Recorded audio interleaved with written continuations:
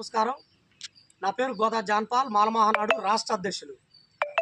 రేపు అనగా 21వ తేదీ 8/2024 బుధవారం ఈ దేశంలో అత్యున్నత న్యాయస్థానం కలిగినటువంటి సుప్రీంకోర్టు ఆగస్టు 1వ తేదీని ఇచ్చినటువంటి తీర్పు, క్రిమిలేయర్ అలాగే ఎస్సీ ఎస్టీల రిజర్వేషన్ల వర్గీకరణపై ఇచ్చినటువంటి తీర్పును నిరసిస్తూ దేశవ్యాప్తంగా జరుగుతున్నటువంటి భారత బంద్లో భాగంగా ఆంధ్రప్రదేశ్ రాష్ట్రంలో కూడా భారత బంద్ని మాలమహానాడు, మాలమహాసభ, మాలమహానాడు అన్ని సంఘాల ఐక్యతతో బంద్ నిర్వహిస్తూ ఉన్నాం.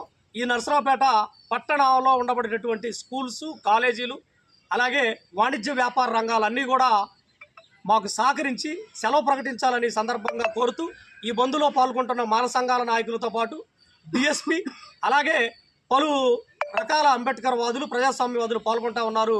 ఈ జిల్లాలో ఉండబడేటటువంటి ప్రతి ఒక్కరూ ఈ యొక్క భారత బంద్కు సహకరించగలరని, మాతో పాటు భారత రాజ్యాంగాన్ని కాపాడుకునే దిశగా అందరూ సహాయ సహకారాలు కావాలని ప్రభుత్వం నుండి కూడా పోలీసు వారిని కూడా కోరుతా ఉన్నాం. ప్రతి రంగాల్లో ఉండబడేటటువంటి వ్యక్తులు సహకరించాలని విన్నవించుకుంటా ఉన్నాం.